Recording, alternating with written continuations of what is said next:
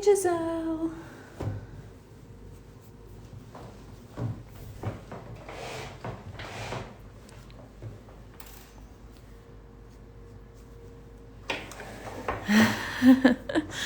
Mondays are great days.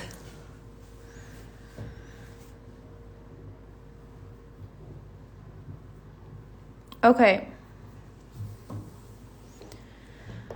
So I went ahead and erased my lines already, and I haven't had time to redo my nails, so you get this situation.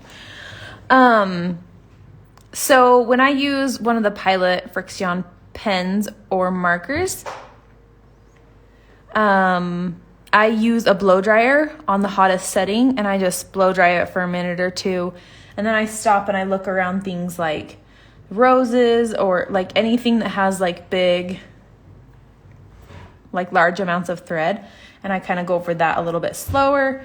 You can also use an iron. If you're using a water soluble,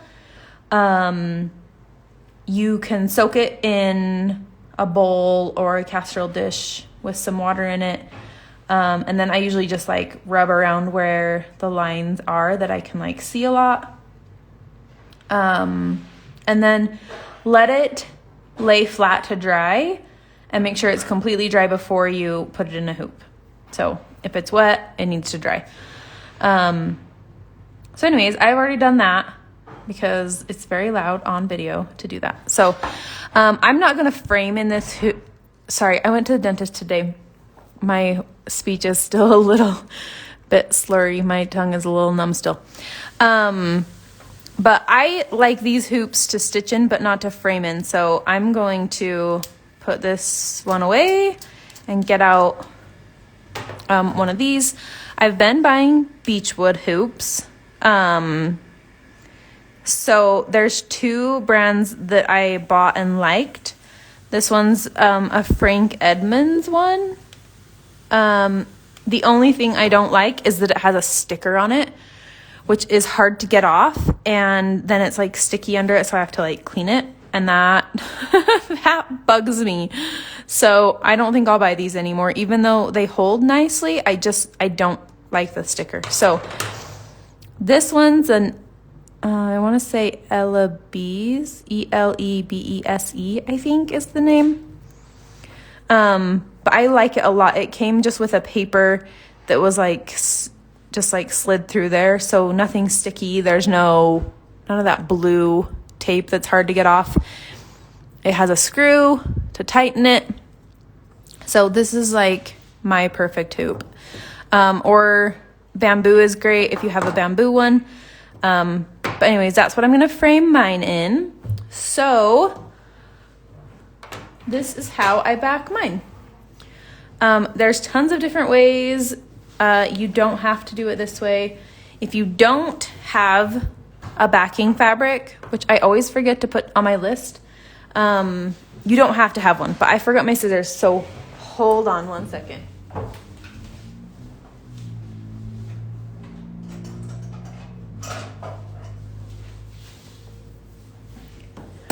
I have just a bunch of different fabrics. I've started to buy just like, I don't know, I've started to like just the plain color now.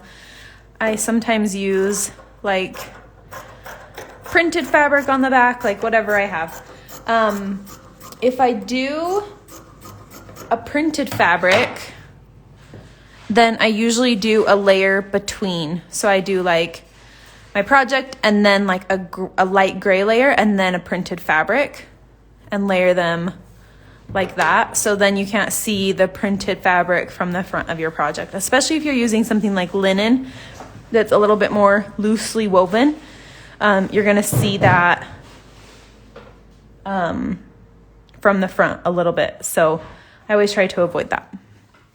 But if you don't have a fabric behind, that's totally fine. You don't have to. So you'll just skip that second layer and move on to this next part. So what I'm going to do is loosen this a little and then We're gonna put that on top and this on bottom.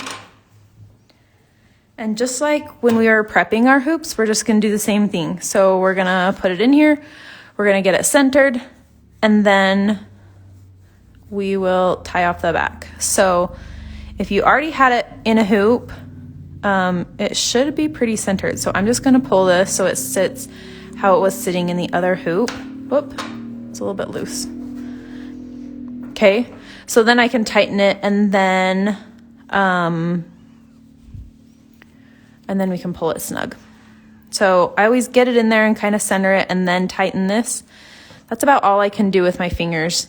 If it doesn't have a screw on there, I like to use pliers just to get it a little bit tighter. But I have my handy dandy screwdriver, so I'll use that in a minute. So this one is just kind of eyeballing it and seeing where it's centered. So over here, I kind of just use my finger and like, there's only a little bit of space here and no space here. And then there's a bigger space here and a bigger space here. So I'm going to pull here first to tighten this and then see if it's looking more centered. Okay. So that's a little better. I have about the same size gap on both of these sides. This side is still really small and this side is a little bit, oh, sorry, I'm not on camera. This side is still pretty close and this one's not. So that one's pretty close. So now I'm gonna try and pull it tight over here and get that a little bit closer. See, there we go. That looks pretty good. And then I like to look on the back and make sure my backing fabric, if you're having a backing fabric, that that's pulled nice and tight. If it's not, then you can just pull out wherever there is wrinkles. Okay, so that's what we have left. So once I have it nice and centered, I just tighten this a little bit more, make sure it's nice and snug, because I don't want that going anywhere. So I tighten mine pretty, like as tight as I can, because I'm always nervous.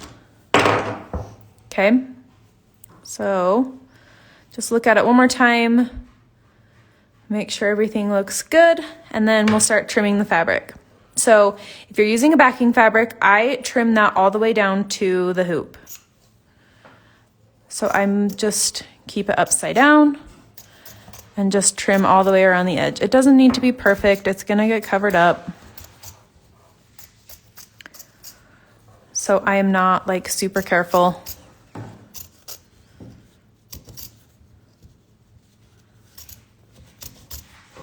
Whoop. Okay. And then I trim the outer fabric. So I just try to make it nice and even and keep about an inch on there we're gonna do a running stitch to close this up.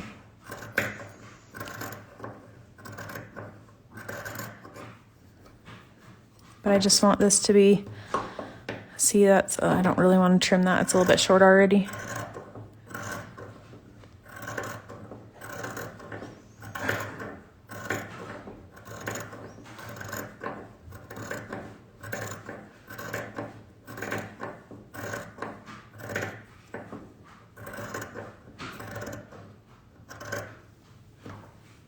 Okay, there we go. And then for tying it closed, depending on what I have is what I use. So I have some threads from Amazon that are just like an off-brand that I just don't love. I usually use those, but they're in my craft closet somewhere and I do not want to get up to get them. So the other way I do it is just grab a color from the front and use that to close up the back. And I think like yellow would be nice with this green or pink. So that's usually what I do, is just grab a color that I think matches the backing fabric, because really no one's really going to see it. But when they do see it, they're just going to see it with the green. So I think I'm going to go with pink. And I loosely measure it so that I know that it will go around the hoop. Like obviously that's going to be really long, but just so we have a little extra bit.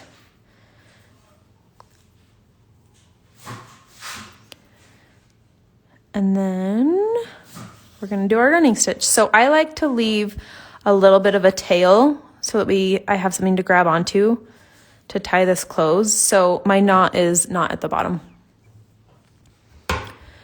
And then I start at the top and do an up and down and then pull. And that's our running stitch. So we will be able to pull this tight and like this will like bunch up. So if you don't have a backing fabric, you would just go ahead and like cut your like white fabric and then just tie this closed. And then you'll just be able to see your stitches in the back, which some people like to do, and that's not a big deal. If you like that, then do it.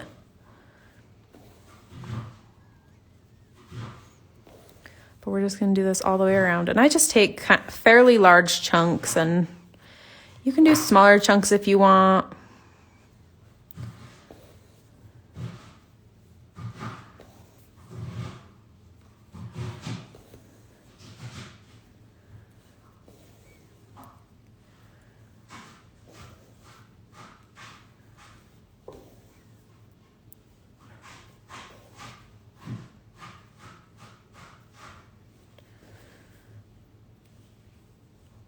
All right. And then this last one, I just put it down next to where I went up first. Do you find the stitching further from the hoop is better or closer to the hoop? I usually do somewhere kind of in the middle. I feel like if it's too close to the hoop, then I have a bunch of floppy fabric. So you'd have to, if you're gonna do it closer to the hoop, then trim this fabric shorter. But if it's too close to the edge, then it could rip out when you're trying to pull it closed. So I tend to do it a little closer to the edge, but I like this fabric to be a little bit longer. In case I ever had to like take it out of the hoop, I like that little bit of extra space that I can like move things around, especially with like stitch portraits, but it's kind of just a habit now to just leave that little bit of extra. So whatever you feel like doing, but that's kind of my mentality with it. So I would always use 6 strings, all 6 strands, or double it and do 12. If you do less, you'll be more likely to break your thread when you're tying a knot. So I just pull this snug and then I do a knot. And I just tie that. And then I hold on to it and double knot it. See, look at all this extra thread I didn't need. And just double knot it and then trim it. And that's it. So now we have this cute little back. So if you did this smaller, like less fabric, then you'd be able to see more of the backing fabric. But and then I usually get like one of those lint rollers and just like very gently like run over this. I try not to go too much over like flowers, or like when I'm going over satin stitch, like these are long satin stitches, so I generally like roll this way over it, just so I don't like pull some random thread. But anyways, I like to do that to make sure I get off like there's like little fuzzies from the fabric. But anyways, that's it. We're done. I think this might be one of my top favorites. This stitch along was so fun. So thank you so much for joining in. I already have plans for the next one, which I think will be the end of March, first part of April, kind of like we did this time, like the last week of March, first week of April. So that's kind of the plan. I might be taking a trip in April, so I need to make sure I have time to do this and still go on that trip. But anyways, that's what's going on. And yeah, after you finish it, let me know if you have questions. If you don't like this way to finish, there's lots of different ways. So get on YouTube and look up embroidery hoop backing or something like that. I know some people like to like glue theirs down. I get nervous about gluing because I always worry, like, what if I have to take it out? So anyways, that's it. So thanks so much for joining in, and I can't wait to see your finished project. So please share with me when you're done. All right, talk to you later. Bye.